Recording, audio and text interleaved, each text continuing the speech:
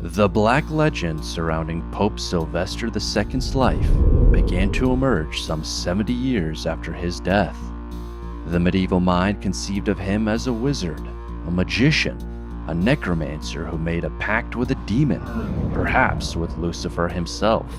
How else to explain the bracing rise of this lowly monastic fugitive who crossed the Pyrenees in search of secrets painted and indecipherable?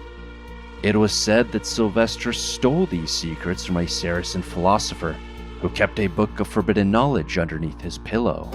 Seducing the Saracen's daughter, Sylvester conspired with her to get him drunk, and then made off with the codex in the dead of night.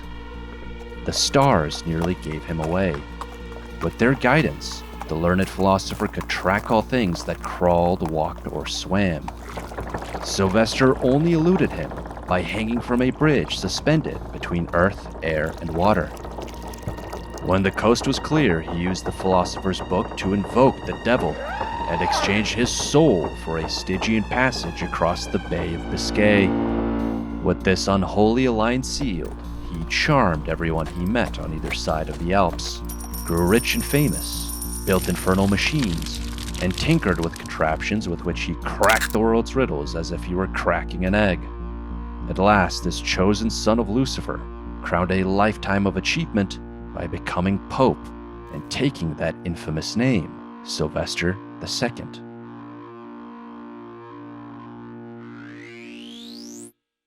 Now, some of you may regard all this as a fiction, writes one medieval author, because the man who excels in any admirable science is often accused of holding conversation with the devil. But, he goes on, what then are we to make about the reports of this diabolical Pope's death? A death every bit as spectacular as his life. You see, there had been a secret clause in Sylvester's contract with the devil, a riddle he cracked by constructing and consulting a brazen head, a mechanical answering machine that answered yes or no to any question posed to it. One imagines that it took an awfully long line of questioning to get there, but eventually this machine yielded the devil's clause. Sylvester's life would be forfeit, his soul confined to hell, if he held Mass in Jerusalem. This did not seem all that problematic. It simply ruled out a pilgrimage to the Holy Land. Yet unbeknownst to Sylvester, there was a church far closer to home, in the eternal city of Rome, that was called the Santa Croce in Gerusalemme, the Holy Cross of Jerusalem. After Sylvester arrived in this church, which stands to this day, he realized his blunder only when it was too late. One version of the story holds that the devil and his entourage appeared among the congregation and maimed and killed Sylvester with their own bare and clawed and cloven hands. A more sober account suggests that Sylvester fell ill shortly after the service, but that on his deathbed, he gave orders for his corpse to be dismembered, a last-ditch gambit to avoid eternal damnation by separating mind from body. His dismembered remains were promptly interred, and the inscription on his tomb read, "This place will yield to the sound of the last trumpet the limbs of buried Sylvester II." Either because of a misreading of the inscription, or because of the many other stories about his life, it has since been reported that the bones of Sylvester II rattle each time a pope is about to die. Now, as you might have surmised, historians have poked a few holes in this story, the most straightforward being that Sylvester's corpse was not actually dismembered, but instead interred whole. Yet the question remains, what kind of life, character, and genius could have possibly inspired a twisted legend such as this? That is the riddle that we will attempt to crack today, unless of course you'd prefer to consult a brazen head. First, a word from our sponsor. No, not OpenAI. For this video, I've partnered with MyHeritage. Drawing on over 20 billion historical documents, MyHeritage is the leading global solution for family history research and DNA testing. After signing up, I was blown away by how easy it was to start building my family tree. All I had to do was enter my first and last name, which pulled up records for all my immediate family members. After that, I invited my brother and some other relatives to join me on the platform, and immediately got access to instant discoveries. That's when things got really interesting. In the blink of an eye, my family tree quadrupled in size, going back 7 generations to the 19th century. I got to see the faces of my great-great-grandparents and their parents for the first time in my life. On top of that, I was able to enhance and animate their photographs, an absolutely surreal experience. If, like me, you want to take it upon yourself to become your family's court chronicler, consider signing up for a 14-day free trial using my link in the video description. And now, back to the video. Around the year 946 AD, Pope Sylvester II was born, Gerbert du Aurillac. The ancient French town associated with him was named after Marcus Aurelius, and almost 800 years after this emperor's death, Aurillac still observed Roman law. Since Gerbert's father was a pastor, he may have been well versed in that subject, nor would he have been prevented from fathering a son at a time when many of his ecclesiastical peers kept concubines. That being said, it's possible that Gerbert's father was a simple pastor of sheep rather than souls. Neither a clergyman nor a serf, but a free peasant, this being before the full-scale advent of serfdom and feudalism. Regardless of his father's profession, the teenage Gerbert found himself at the monastery of St. Gerald after he impressed its abbot with his quick and precocious mind. Gerbert's life at this Benedictine monastery can be summed up with the motto Ora et labora, pray and work. He learned how to write with stylus and wax tablet, and then graduated to quill and parchment. He learned how to read with the Book of Psalms, and the sacred hymns contained therein were chanted daily. At the end of every week, he and his monastic brothers would have sung their way through the entire book, thus beginning the cycle anew. Gradually, all 150 psalms were committed to memory through rote repetition, and, where necessary, the birching rod. The threat of the rod and public humiliation also helped ensure that monks were in and out of bed at the right time, so that they slept, prayed, learned, ate, and worked in accord with the hours of prime, vespers, and so on. Self-sufficiency was expected of Benedictine monasteries, and they often had enough provisions to function as rest stops and hotels to weary pilgrims and travelers. This meant that each monk did his fair share of cleaning, cooking, and gardening among their other duties. Whether at work or in prayer, though, the mind of a monk was never to stray too far from God. To facilitate this perpetual conversation with the Creator, a vow of silence was observed, broken only by brief spells of chatter in the morning and evening. For practical noontide concerns, like passing the salt or accusing someone of uttering a falsehood, the language of the fingers and eyes was used, a monastic sign language. Though some of these rules must have frustrated a personality as inquisitive and sociable as Gerbert's, on the whole he enjoyed his years at the monastery. The life of a monk was the most introverted mode of existence in the Middle Ages, but it also offered monks luxuries that would have been unknown to most peasants. A bed to call your own, plenty of food, regular music, comfortable clothes, and the means to study and learn new things. A peasant tilling the fields had neither the time nor the learning necessary to construct memory palaces with which to memorize the Bible, or to harvest oak galls with which to make ink and write things down. In later years, Gerbert had only positive things to say of his time at the monastery, and he spoke and wrote movingly about both the abbot and his former instructor, Father Raymond. To all of you together, I render thanks for my installation as Archbishop of Reims, but more especially to Father Raymond, whom, after God, I thank above all mortals for whatever knowledge I possess. Disculpe Victoria, Magistri est Gloria. In the year 967 AD, Gerbert, now in his late teens or 20s, left the monastery to continue his studies in Spain. This was not the hurried departure of a fugitive, but more like the honored commencement of a monastic alumnus, one who shone with the double light of religion and science. Gerbert had been unanimously chosen by his brother monks to accompany the Count of Barcelona on his homeward journey. This would allow him to learn the quadrivium, arithmetic, geometry, astronomy, and music, from the very best. In the process, Gerbert would be building on his foundations in the trivium, grammar, rhetoric, and logic, placing him on a path to mastery in all 7 liberal arts, covering some 20 to 30 miles a day, Gerbert was no doubt a keen observer of the ancient aqueducts and bridges that he and the rest of the mounted party passed on the way to Spain. When he arrived on Iberian soil, he found a land of distinctly Roman and Gothic heritage, with a law code, courts, and other remnants of antiquity, faithfully preserved by the Isidorian Renaissance. Yet it was also a land on which a new civilization was leaving its imprint, one that boasted not only of aqueducts, but of keyhole arches, water-powered paper mills, silk worms, canals, paved roads, and street lighting, of dozens of varieties of minerals and fruits, hundreds of bathhouses, thousands of mosques, and tens, if not hundreds of thousands of books. This civilization was called Al-Andalus, its name a nod to the bygone Vandals, or Vandalos. Its rulers were the Umayyads, who had been chased west from the Arabian heartland, and their greatest city, Cordoba, was called the ornament of the world. This from the mouth of a Christian, not a Muslim. In actual fact, only half of Cordoba's inhabitants practiced Islam, the other half consisting of Christians and Jews called dhimmis.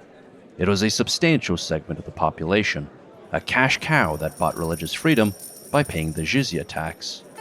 Silver and gold were aplenty in this city, though its greatest treasures were those of the mind.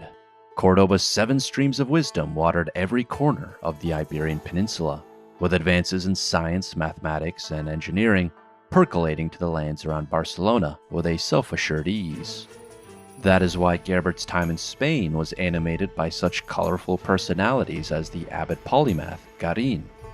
Though a man of the cloth, Garin was also an aspiring engineer and mathematician, widely traveled and politically influential. He brought the keyhole arch to one of his churches and kept a book on multiplication and division by an Iberian scholar. He dreamed about the restoration of the Carolingian Empire, and in later life convinced a Venetian doge to become a hermit on the outskirts of one of his 5 monasteries. Gerbert's main teacher, under whom he studied mathematics, was the Bishop Otto of Vic, another forceful political operator. His goal? To have the Diocese of Vic elevated to an archbishopric. Toward that end, master and pupil set off to Rome in the close of 970, seeking an audience with the Pope. Joined by the Count of Barcelona, they braved an Alpine winter crossing along with the usual hazards of travel. The Muslim slave traders of Fraxinetum, the run-of-the-mill horse thieves, the greedy toll collectors, and the not-to-be-discounted peril of subpar customer service at the local tavern or monastery. In the end, though, it was all worth it. With the Pope's approval, the mission was a success, and Otto became an archbishop. Yet his neighbor and former overlord, the Archbishop of Narbonne, did not exactly take kindly to Otto's emancipation, and it is probably by his order that Otto was assassinated on his way back home. Fortunately for Gerbert, he was far removed from the violence, still comfortably ensconced in Rome. We can turn to the monk and historian Richer of Saint-Remy to explain why that was. The Pope did not fail to notice the youth's diligence and will to learn. And because musica and astronomia were completely ignored in Italy at that time, the Pope, through legate, promptly informed Otto, King of Germany and Italy, that a young man of such quality had arrived, one who had perfectly mastered mathesis and who was capable of teaching it effectively. This Otto was none other than Otto the Great, who swiftly arranged for Gerbert to tutor his son and heir, the future emperor, Otto II.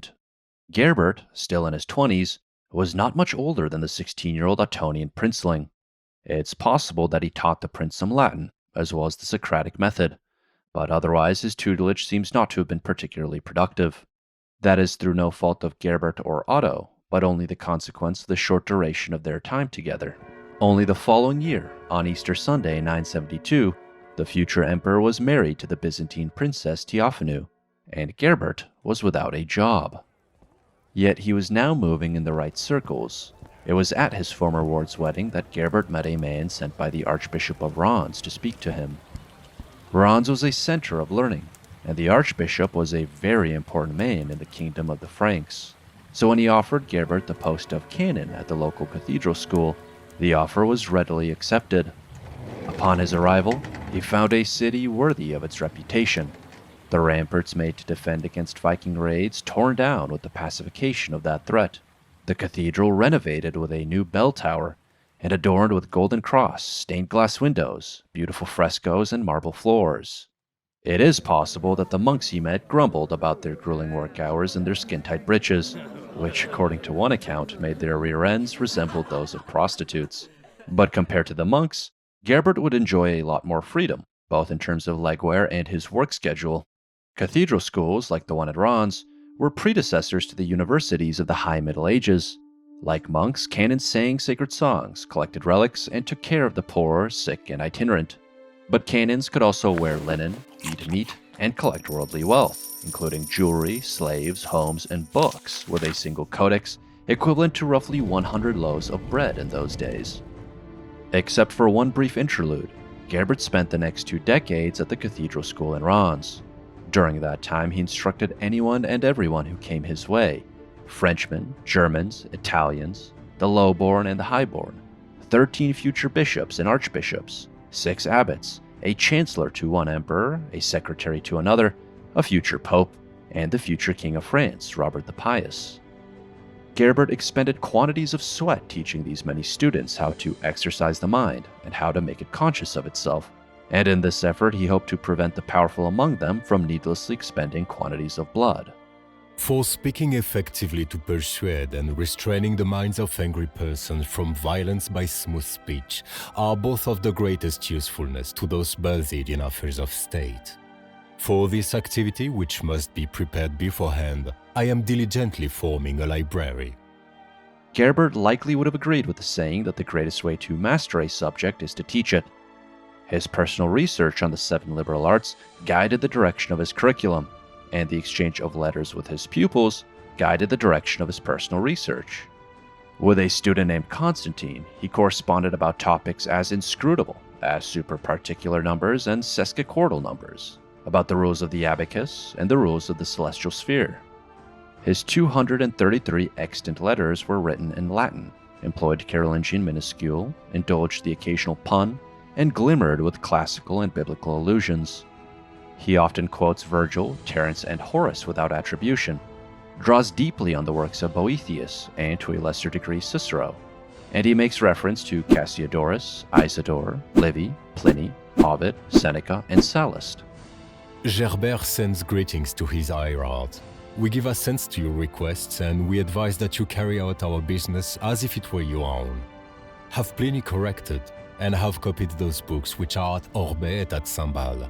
Procure the Historia of Julius Caesar from Laudatio, abbot of Montiander, to be copied again for us in order that you may have whichever books are ours at Reims, and may expect ones that we have since discovered, namely 8 volumes, Boethius on astrology, also some beautiful figures of geometry, and other no less worthy of being admired.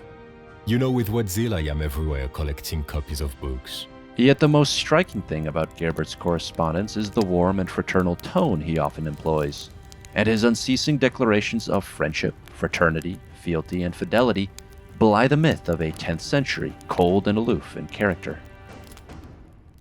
But all that aside, Gerbert was not a writer. He was an orator and a teacher. His letters were written for practical reasons, and his manuals and treatises were prepared for the benefit of his students. To teach them grammar, rhetoric, and logic, Gerbert had his pupils study the corpus of the ancients, and he sometimes read these works aloud to them to explain the meaning of certain words or passages. Then he would bring one student up to play the part of sophist, and the student would defend an argument or point of view against the rest of the class. If the student had assembled the materials necessary for a memory palace, then he would have plenty of rooms, hallways, and other markers to consult for the purpose of recalling winning aphorisms, references, and figures. The remaining liberal arts, astronomy, arithmetic, geometry, and music, required additional methods of instruction, namely the use of visual aids like the abacus, monochord, astrolabe, and armillary sphere. Of these various gizmos and gadgets, the abacus is the one most often associated with Gerbert, and his name lent itself to the term Gerbercist, a byword for abacist or abacus expert. This hide and horn-hewn instrument would have been prepared by a shield maker, and was inscribed with 9 of the 10 Hindu-Arabic numerals. It probably enabled Gerbert to multiply and divide numbers faster than anybody else north of the Alps. what the abacus was to mathematics, the single-stringed monochord was to music. Drawing on the theories of Boethius, for whom all was music, Gerbert and his students picked up on which ratios of notes pleased the ear, and these harmonies were taken to be sacred. In astronomy, the astrolabe or star taker lit the way. This instrument allowed its user to determine the position of the sun, moon, stars, and planets. It could be used to predict an eclipse and to tell the time, even in the middle of the night. This with a striking degree of accuracy, down to the quarter hour. Later, it would be said that the astrolabe was a demonic inheritance, when in reality, Gerbert probably learned about it in Spain after chancing on a book written by the Islamic scholar Al-Khwarizmi, whose name gave us the word algorithm. It may be that during his time in Spain, Gerbert also learned how to construct an armillary sphere, yet we don't know much about what his particular models looked like, or how they functioned. The most advanced version was probably made of wood and hide, and used iron and copper wires for its 7 sighting tubes, one for each of the planet's 2 poles and 5 climate circles. Based on Gerbert's writings and those pertaining to him, this instrument was useful for tracking the movement of heavenly bodies and plotting latitudes and longitudes, once again with a striking degree of accuracy. Taken all together, these instruments fostered an inchoate spirit of empiricism, deepening Gerbert and his students' knowledge of the quadrivium, and inspiring countless thinkers and tinkerers in the centuries to come. By 981, the 30-something Gerbert had played the part of wandering monk, imperial tutor, cathedral canon, and now he slowly began to assume a new role, political actor. This was a logical move. He'd done well for himself in the past decade, continuing his devout pursuit of knowledge while accumulating a growing fortune and a Rolodex of the most powerful figures in Europe.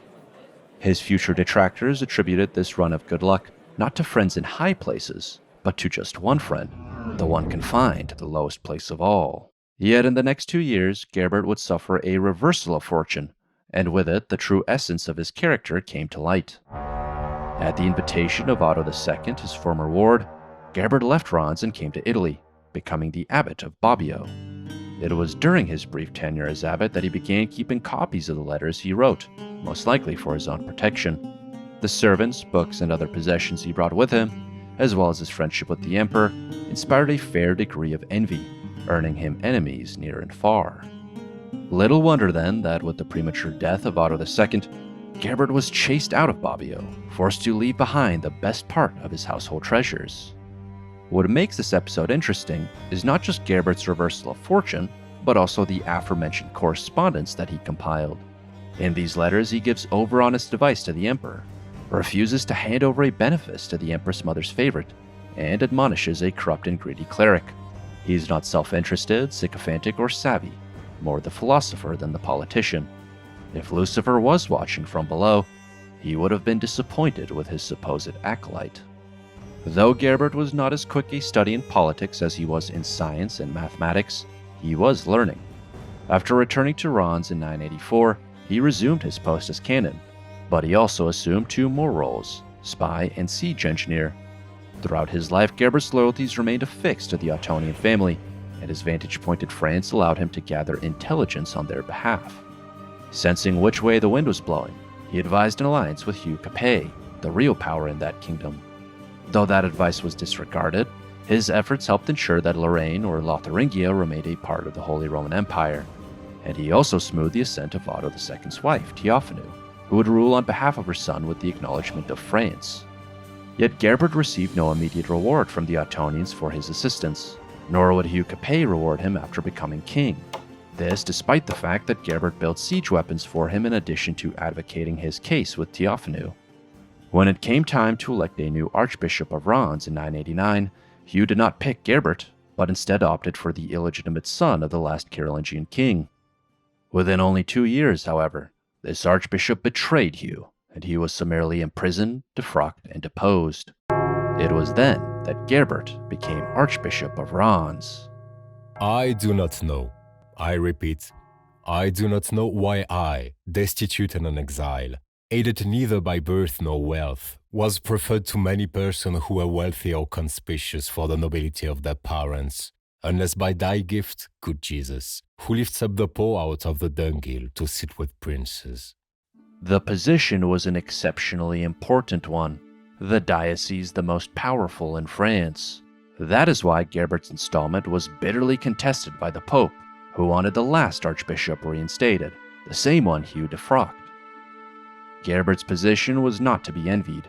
He was excommunicated by the Pope and shunned by those around him, a black mark that fed the black legend surrounding his memory. But such a politically motivated excommunication could be lifted with the stroke of a quill.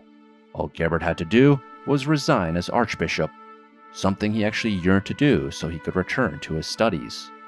The only problem was that the king forbade him from doing that.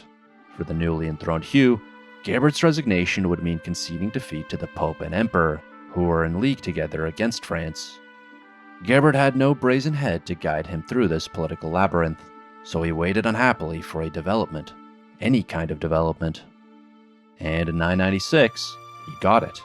In that same year, both king and pope died, yet Gerbert was forced to abdicate all the same, and his base-born Carolingian predecessor was reinstated. The whole experience left him sick in soul and in body, possibly with malaria, which is why he left France for Germany. Though his former pupil, Robert the Pious, now sat on the throne, the two had fallen out over the new king's domestic drama, which involved an unhappy divorce, an unreturned dowry, and a mildly incestuous remarriage. In other words, the usual kind of royal antics. But Gerbert was tired of all that. He knew that his destiny lay not with any king, but with an emperor. More specifically, the emperor. To this imperial personage, Gerbert wrote the following. For your safety have I exposed my person, however small, to raging kings and frenzied people. Through wilderness and solitude, beaten by the assaults and attacks of thieves, tortured by hunger and thirst, by cold and heat, in all disturbances I stood firm so that I chose death rather than not to see the son of Caesar, than a captive on the throne. I have seen him rule, and I have rejoiced. Would that I might rejoice to the end and finish my days with you in peace. In 997, the young emperor's fateful response finally came. We wish to attach to our person the excellence of your very loving self. Your philosophical knowledge has always been for our simplicity and authority not to be scorned. You may be zealous in correcting us, though not more than usual, unlearned and badly educated as we are, both in writing and speaking, and that, with respect to the Commonwealth, you may offer advice of the highest trustworthiness. P.S. Pray explain to us the book on arithmetic. False humility notwithstanding, the teenaged Holy Roman Emperor Otto III was far more studious than his father or grandfather ever had been. But like them, he dreamed of ruling a unified Christian empire and joining the ranks of Constantine and Charlemagne. After Gerbert became Otto III's tutor, he encouraged these notions in his young ward, who must have reminded him of his imperial father, but perhaps even more so, of a certain wandering monk from Aurillac. Years before this moment, Gerbert wrote a richly symbolic, ingenious poem called a Carmen Figuratum, which, for all its many themes and lessons, revolved around the idea of a cosmocrator whose empire would spread across the cosmos. It had been a gift for Otto II, who died prematurely, yet now the son showed even greater promise than the father. Might he be the one to fulfill this awesome destiny? In Gerbert's mind, there was no doubt.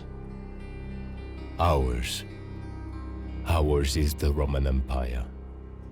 Italy, fertile in fruits. Lorraine and Germany, fertile in men, offer their resources, and even the strong kingdoms of the Slavs are not lacking to us.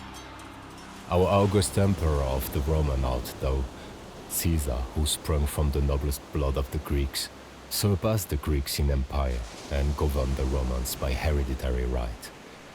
But both you surpass in genius and eloquence. To cultivate this genius and eloquence, Gerbert drew on the same curriculum he had prepared and perfected in Reims. He tutored the young emperor in astronomy, rhetoric, music, and arithmetic. But he also offered political advice, something he was now in a better position to do. In 998, Otto III had his cousin Pope lift Gerbert's excommunication and he was simultaneously made Archbishop of Ravenna. Yet only the following year, Otto's hand-picked pope died, either because of an illness or poison. The malarial atmosphere of Italy didn't agree with the Germans, but now Otto wondered whether a Frenchman's constitution might be more up to the task. And it was then that Otto presented Gerbert as the logical successor to St. Peter. As Pope, Gerbert took the name Sylvester II, a name that resounded with historical significance. The new Pope and Emperor were effectively broadcasting their intention of recreating the Christian empire of Constantine and the first Sylvester. But though they were equal to this task, they had precious little time to see to its completion. Within 3 years, Otto III died of malaria, just like his father had. And the year after that, Pope Sylvester II died also, most likely to natural causes. In the intervening period, master and pupil had largely been preoccupied with wresting control of Rome from its factious inhabitants, and one wonders whether the Pope himself did not prepare the siege engines used against the city meant to be under his protection. Gerbert's tragedy was that he reached the summit of ecclesiastical power in the twilight of his life, when he neared the age of 60. It was a tragedy compounded by the premature death of not one, but 2 imperial patrons. In the event, his papacy coincided with the end of one millennium and the beginning of another.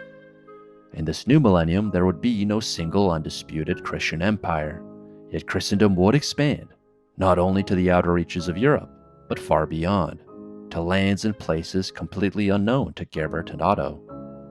The story of those kings, emperors, popes, monks, and tinkers is best saved for another time. For now, it suffices to say that Gerbert would be remembered in these later centuries, a source of inspiration, but equally a cautionary tale to the curious. Why this dichotomy emerged is not exactly clear. The simple explanation is that Gerbert's wide-ranging journeys, both in the literal and metaphysical sense, could not otherwise be compassed. At the hands of mystical, clever, and benighted storytellers like Cardinal Benno and William of Malmesbury, a tale of illumination became a tale of damnation. Later, their story would be useful to the reformers up against an institution they believed to be rotten to its very foundations. Today, in our new millennium, we're supposed to know better, but we're still suckers for a good story. That, I think, more than anything else, explains why Auriac's fresco of Gerbert's life, commissioned in 2005, depicts a globe, an astrolabe, and in a discreet corner by the subject's feet, a sly little devil. Thanks as always for watching. I've started up a Discord and Patreon, so check those out in the video description if you're interested in joining. Also be sure to check out My Heritage if you're interested in learning more about your family ancestry. Other than that, make sure to drop a comment and a like if you enjoyed the video, as it really helps out the channel. Thanks again, and see you in the next one.